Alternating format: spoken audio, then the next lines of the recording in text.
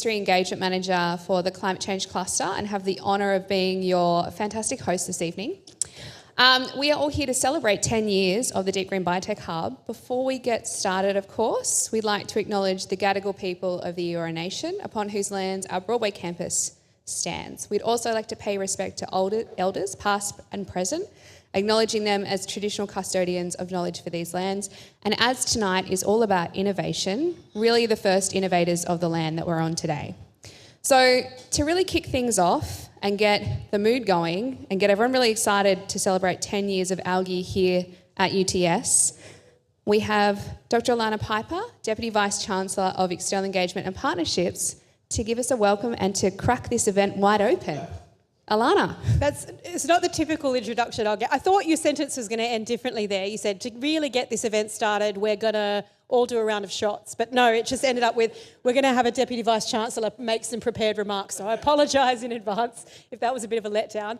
But thank you very much. Yes, my name's Alana Piper and I'm Deputy Vice-Chancellor, External Engagement and Partnerships here at UTS, recent newcomer to the university and to the sector, so still in full cultural anthropologist mode and really excited about all of the things that we have done and that we can do in the future together. And it's a real pleasure for me to welcome you all here to celebrate 10 years of the Deep Green Biotech Hub. Happy birthday. Is anyone willing to say they've been here for 10 years and did it all the way? Anyone been on the whole journey? Yeah, there you go. You survived, we'll keep on surviving. Now, obviously, milestones like this, it's not just an opportunity for a party pie.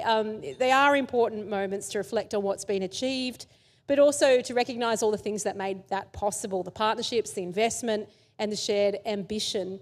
And on that note, I'd like to begin by acknowledging and thanking the New South Wales Government for its ongoing support through the Boosting Business Innovation Program. I've suggested just a quick rename could have that program called the IPBB, but no one seems to be going for that.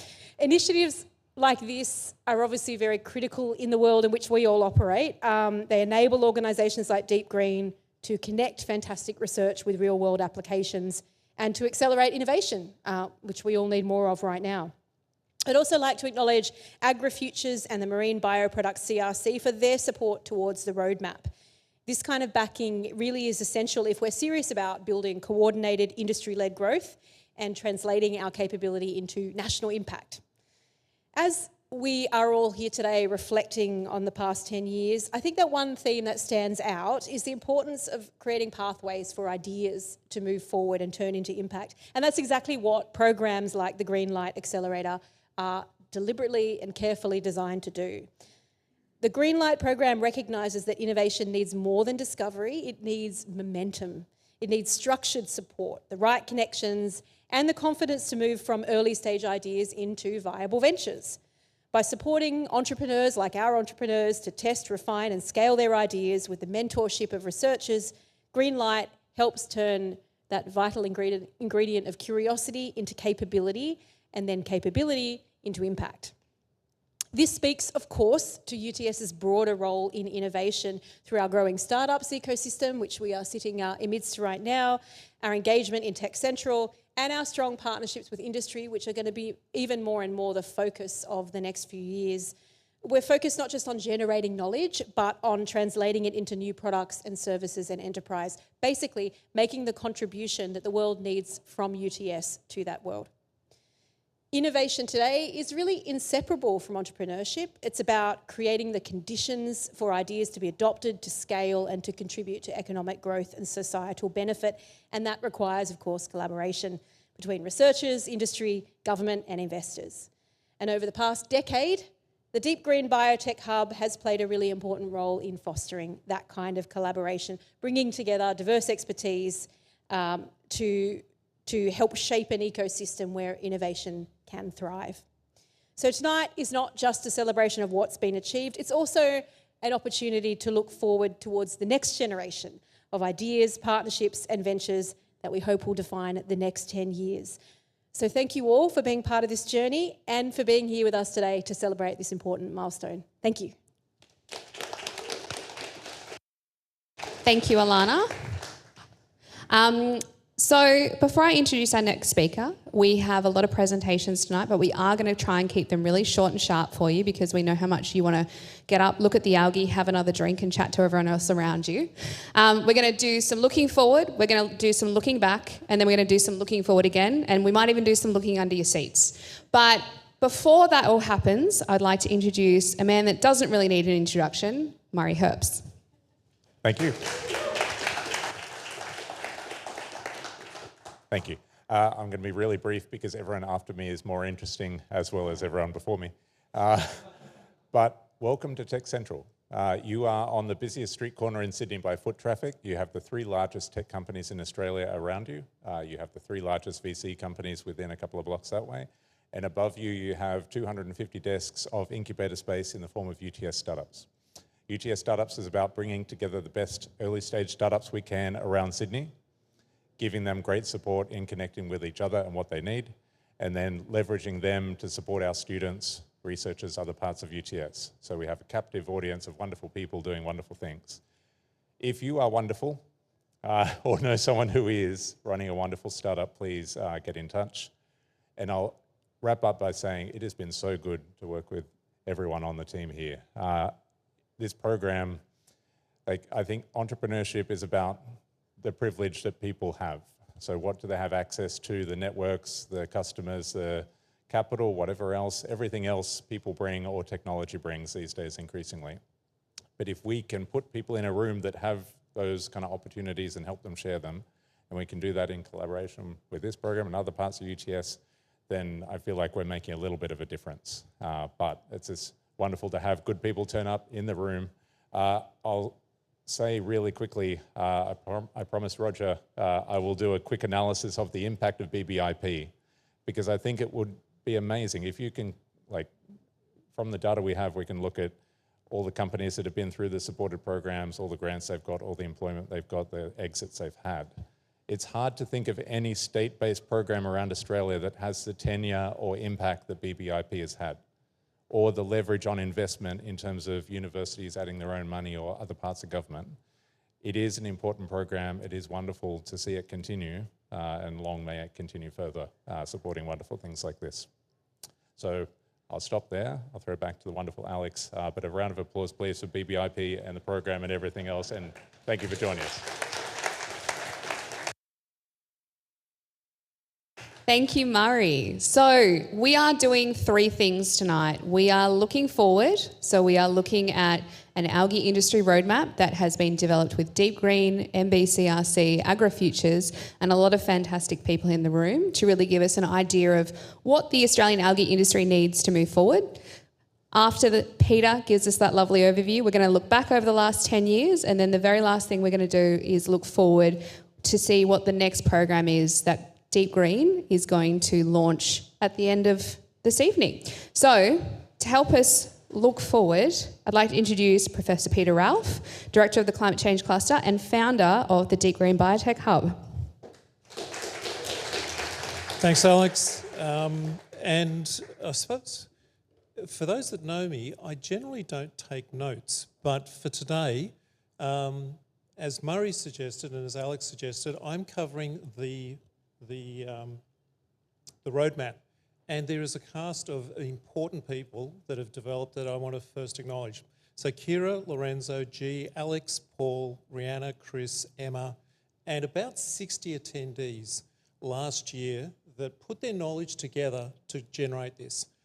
This is our second white paper, and the thing is, this is an opportunity, as Alex said, for us to look forward and to guide where the industry is going to go.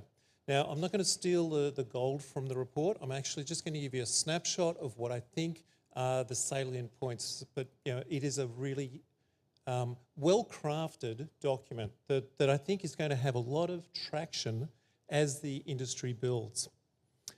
And a lot of these slides, I always look for graphics that I can put into presentations. And I think virtually everything I'm going to show you tonight, I'm expecting to be downloaded off the web, and I hope it goes into lots and lots of presentations. This one is definitely going to be used a lot. Now, this is kind of giving us the landscape. So the landscape shows all of the states, where the investment, where the activity is going. So there's about 30 universities, 2 public research organisations, and 44 self-identified companies. There's probably at least another 50% of companies that we haven't put there because we weren't going to put them there unless they were self-identified. Giving it a state-based distribution I think is really interesting, but working out where the specific industries are is going to be really important. I've just come back from Europe and I was at a seaweed and microalgae conference and understanding the spatial distribution and where the clusters are. And Lorenzo up the back there is looking at how clusters form around technologies. And this is the type of data that's going to show us this. Why are particular groups of industries working together? How can we facilitate that? And that's going to be part of what the roadmap is. Because the last thing we need to do is to invest in farmers. If the government sits there and goes, oh, to get the algae industry growing, we need to have more algae producers. That is not going to work. We've got to start thinking about whole ecosystems. And this is an ecosystem. This is because there's biorefineries, there's manufacturers, there's growers, there's all the different industries at our current stage listed there. So I think this is important that the roadmap shows us the direction. Now this image is another one that I'm sure is going to be downloaded heaps. This is showing us where the Australian microalgae market is. So size of the market on the horizontal axis, desirability, viability on the vertical axis. So obviously we want to be hitting topics up here in the high market value, high margin area. Nutraceuticals is up there and we've got products that are bulk commodities that don't require much production, which aren't having value add to them. So that's not going to help the Australian economy. What we've got to find is things that process that and that aren't processed. These ones in the middle are processed. That means we're going to have more industries, more connected production and more value added to these. Now this is 1 year old. I'm already going to change it. These 3 in the middle, I think, have pivoted. With the war in the Middle East, we've had a change in our supply chain of where carbohydrates come from. Everything either side is seeing algae as a functional product, as a raw material, but those 3 are using it as a hydrocarbon. Those 3 are changed since we created it. I don't know whether or not they've moved up in the position, their scale has changed, but we need to be thinking about how that part of the market changes. And I think that's going to be quite interesting, and certainly in Europe, that's what they were talking about.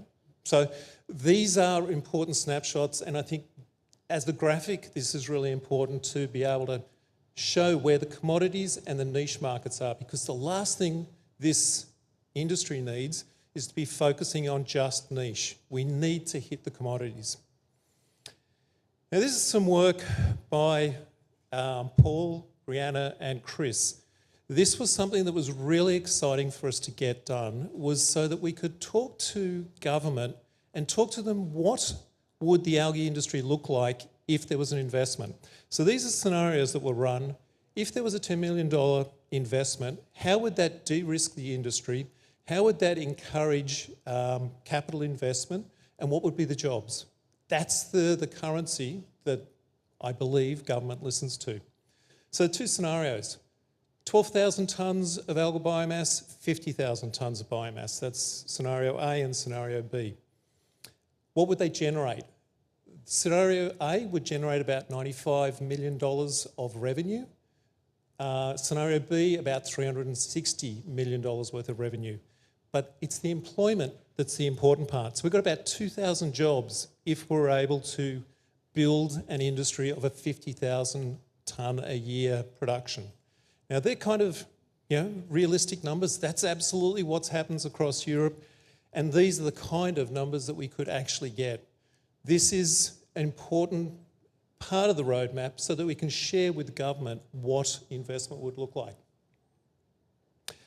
Another highlight of the report was where we took the government's latest review of skills and employment in regional areas.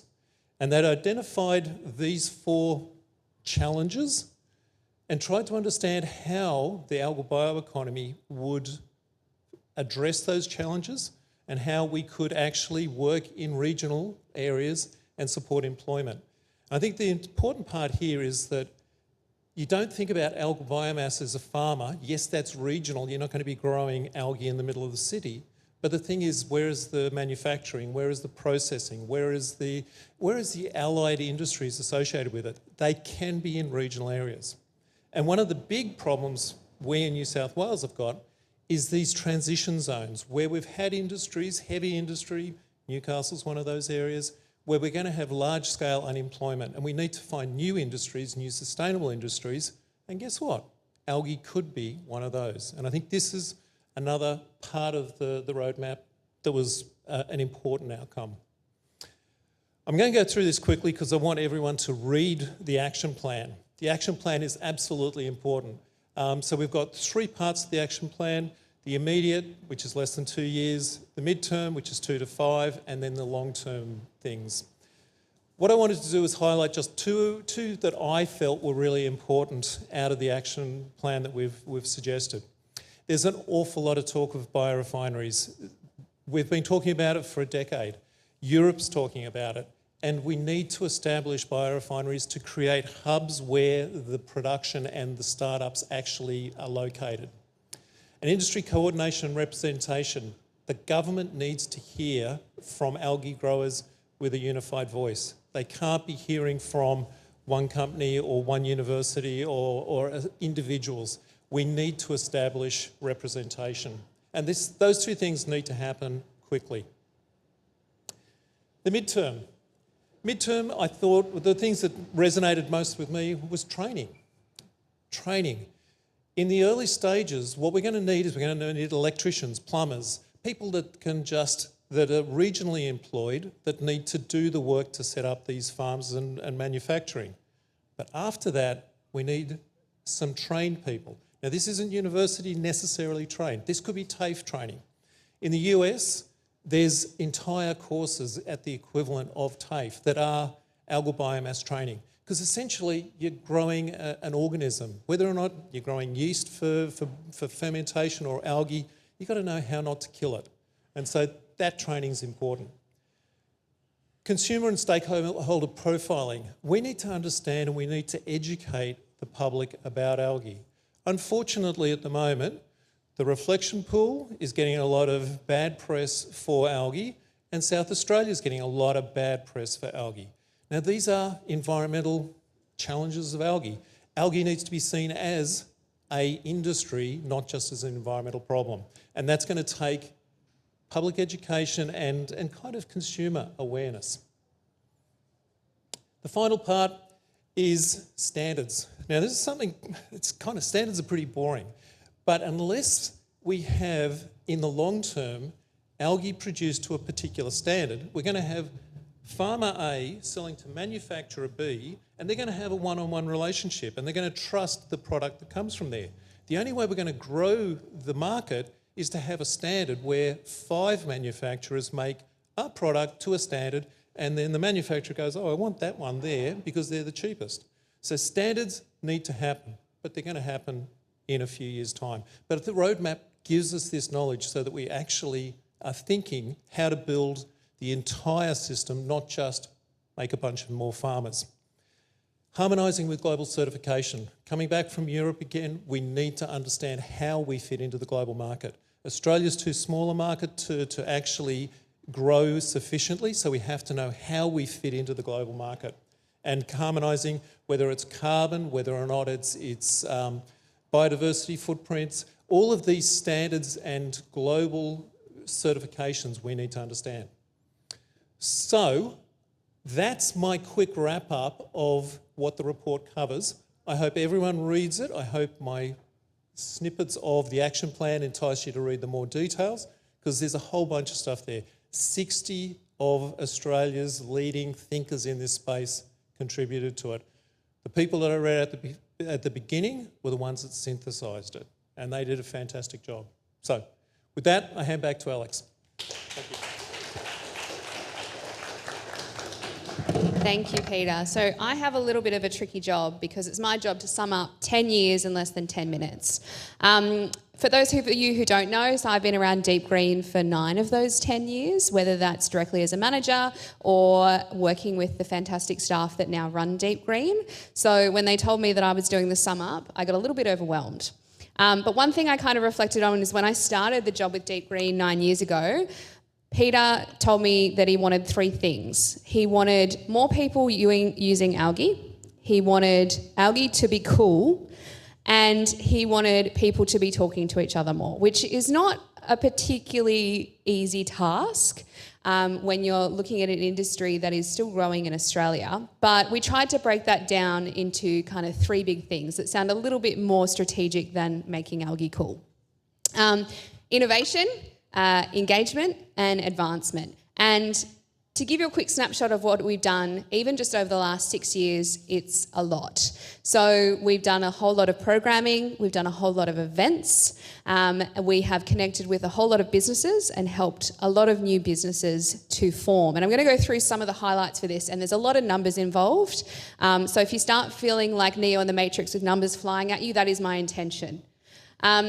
So, engagement. This was the how do we make algae cool?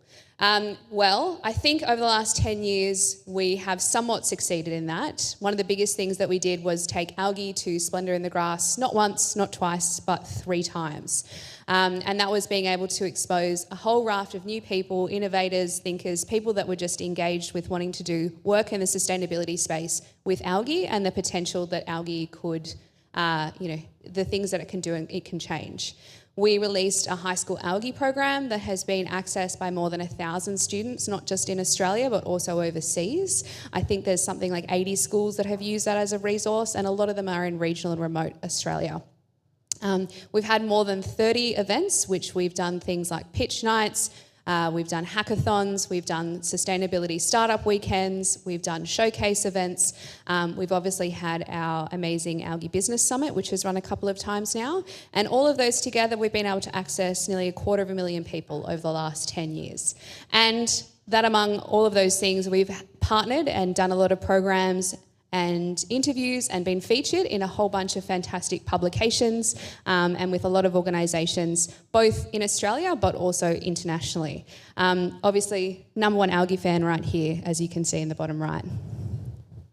In terms of innovation, the biggest thing that we've done over the last 10 years is launch Green Light, which is our flagship accelerator program, known as the world's first Algae Biotech Accelerator Program. There's now a second one in Europe. We like to say that they're copying us. This program has now run 6 times over the last few years, and we have supported 23 startups and small businesses through that program, run 5 different pitch showcases, 2 additional green sprints. Through direct programming, we have supported more than 120 startups, which have either been directly created through our events or have been directly supported through our events, which is a huge number of startups to either support in the algae space. And we've had some amazing products being made by some of these startups. Some of the startups are in the room today. If you guys give a little bit of a wave, maybe people can come and say hello to you. We've had everything from food to nutraceuticals. We've had new types of photobioreactors. We've had blue beer. We've had seaweed, food products, and everything in between has been created. We have used facilities on campus to help make hand sanitizer during COVID, and a whole bunch of new innovations that have come out of Green Light. In terms of advancement, how we're actually getting people to talk to each other and connect the industry, one of the biggest things we've done over the last couple of years is instigate the Algae Business Summit. And this was really kind of born out of that there was not an existing forum in Australia for algae businesses to talk to each other and actually come together and start to build out what they wanted the industry to look like and what type of support they needed the industry to have to get to that place. We had one in 2023 and one in 2025, which is obviously where we're launching the roadmap from today, but there's also the white paper that was launched a couple of years ago as well. And that's been really kind of important because through those 2 different summits, we've been able to connect with more than 60% of the Australian algae industry, with a lot of those businesses represented through either our documentation or coming along and sharing their insights into the industry. And one of the really exciting things that we like to do is to look at all the different algae businesses across Australia, where they exist, and how the industry is actually growing over the last couple of years. And since 2016, we've seen a 260% increase in the number of algae industry or algae businesses here in Australia, which is a huge increase. I don't want to claim full responsibility for that, but about 25% of the industry has been directly supported through Green Light and Green Light programming, which is a really exciting number and certainly something I think that the whole team is really proud of.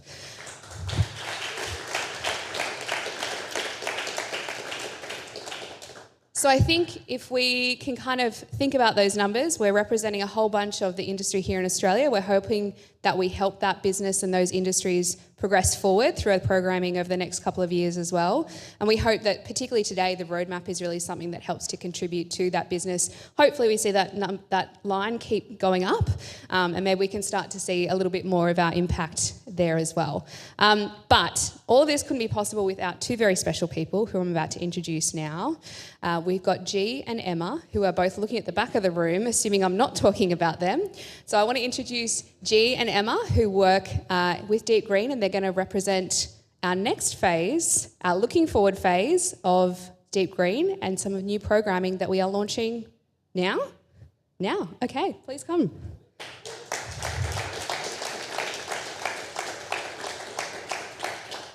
Did everyone feel like was there enough numbers there? Is everyone kind of captured? Yep.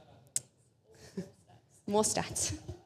Hi everyone, so I'm Jeeves, I'm the manager of the Green Biotech Hub, and this is Emma. I am the Operations and Communication Assistant here at Deep Green. Awesome, and we are so excited today to be introducing you to the Green Light Fellowship. So this is the new phase of the Green Light program. We're going to talk a little bit about what this involves, who is eligible, and how to apply. But first, a bit of background on the Green Light Fellowship. So this was really developed in response to the challenges that we were hearing from our startups, part of our other programs. They were telling us that they have all of these ideas, fantastic ideas, but they didn't have access to the lab spaces they needed to progress these ideas forward. So that's what the Green Light Fellowship is really all about. So reducing these barriers for early stage startups and allowing them to access lab spaces to help validate their ideas and help them move to the next stage. And so with that in mind, I'll hand over to Emma, who's going to introduce what the Green Light Fellowship is all about. Okay, so let's jump straight in. So the benefits of the program is, the first bit is the algae masterclasses. So these are 3 masterclasses that are going to be run and led by some of the algae experts we have at the climate change cluster. So the first one will be macroalgae, or seaweed, as some of you might know it as. Then we'll go on to microalgae, and then there will be a data collection and biomass harvesting workshop. So these are super exciting opportunities, and everyone is welcome to attend one of these or all of these. Then the most exciting bit of this all is the actual fellowship. So this will be an 8-week access to a PC1 facility here at UTS. So this will be a dedicated lab bench space, and this will also be a little bit of support from some of our technical research, but it's really led by the teams and the startups themselves. Also, another really exciting part of this fellowship is the UTS startup membership. So UTS startups have really kindly offered the 4 successful teams membership to UTS startups, and so that includes access to a hot bench space and some of the awesome kind of events that they do like this, and other events and workshops. And also, so this whole program as a whole costs about $25,000. But for the teams that are successful, this will be free of charge. So this is really important for giving these early startups and small businesses access to this lab space. Pass you back over to G here. Thanks, Em. So who is eligible for this fellowship? So we're really looking for people that are able to attend the masterclasses in person. So these are people that are New South Wales based primarily, be willing to obtain public liability insurance, have an ABN and again registered in New South Wales, and have a commitment to sustainability in algae. So we're looking for people who are already interested in this space and or already working in that space. So we're looking for people, in summary, that are eager to get into the lab once again to test and validate their ideas. And with regard to the masterclasses, we're looking for community members that are wondering about, maybe starting their own startup in the future. And so if this sounds like you, I will hand it back over to Emma to tell you how you can apply. Thank you. Okay, so the most important bit of this all, and what we all want to know, is how you can apply. So first, you have to submit an expression of interest to attend one of these algae masterclasses, the ones I was telling you about before. Then, obviously, you have to attend the algae masterclasses. So to apply for the fellowship, you have to attend one, but we encourage you to attend as many as you want, or 3 to at least 1. Then you have to submit an application to the Green Light Fellowship. So this will be a research proposal that will go through your research aims and objectives, your methodologies, a timeline, and a general research proposal like that. So then that will go through an internal review. We'll all have a look at it here at C3 and Deep Green. And then we'll let the 4 successful teams know, and they'll be attending the fellowship and have access to that PC1 facility in the summer of later this summer and into next year, early next year. Awesome. So all the T's and C's, and for more information you can visit our website. Emma and I and Alex and the rest of the Deep Green team will be around networking afterwards, so come up, ask us questions. We'd love to have a chat with you. And then back over to Alex. Oh, sorry. We're gonna do prizes. Okay. So we've got some prizes. Now we've looked back, we've looked forward. We're now gonna look under our seats. So I think there may be a few post-it notes around. Lorenzo, there's one behind you that fell off. And Petra, this gentleman next to you, under the seat next to them, there may be a post-it note. There may be one more flying around. There we go, Daniel. So we have a few prizes, but yeah, round of applause for the post-it note. Cool. And an extra rogue post-it note too. Okay, perfect. Very limited edition Deep Green merch, as well as one of the products that one of our Green Light teams developed, I believe, last year. Yes, last year. Yeah, so just some little kind of fun things in there. If you ask G&M really nicely, if you're a fan of the tote bags, we might have a couple of extra rolling around. But thank you very much, G. Thank you, M. There's been a lot of work going into this fellowship.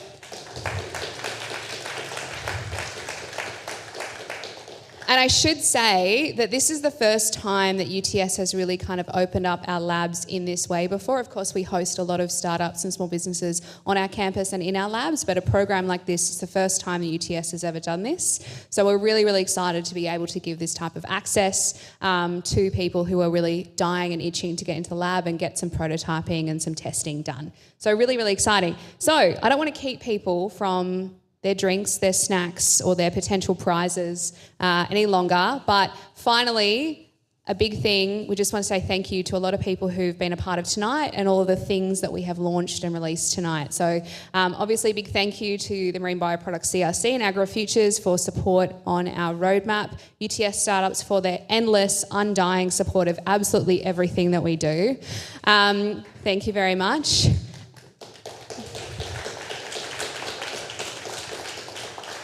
New South Wales Government for their support through the Boosting Business Innovation Program, of which none of this would be possible. Those 120 startups definitely would never have existed. We definitely wouldn't have helped with the 260% increase in businesses that we are entirely responsible for. But all of that, really big thank you to New South Wales Government. Our Deep Green team, G&M, endless support, energy, and a lot of work goes into Deep Green. And also the people that have supported our programs up until today. We've got Shreya here, but there's also a lot of other people that have guided our teams through the last few cohorts, as well as our Green Light mentors, a few of them around, and of course our past Green Light teams, of which there are a few here. So if I can send you home with anything, if you can get your hands on a hard copy of the roadmap, please do. If you don't like hard copies, then there's a QR code to download it there. If you know someone who might want to do an algae project in the lab and aren't doing much in the summer of 26, 27, and you think that they could be a good candidate, give their name to G&M. If you're interested in algae and want to learn more, the man is right here, but there's also another man at the back of the room that can also help you out. Matthew, I'm dobbing you in here. And really just chat, and we're really excited to be helping the industry grow and hope that the next 10 years can only be bigger and better. So please join me in thanking everyone, but please stay and enjoy yourselves. And just before I let you go, we want to, of course, thank Alex, who has been a part of the Deep Green program almost since its inception and has really led the way and pioneered this program through almost all of these different initiatives, programs, events that we've had. So yeah, all praise to Alex.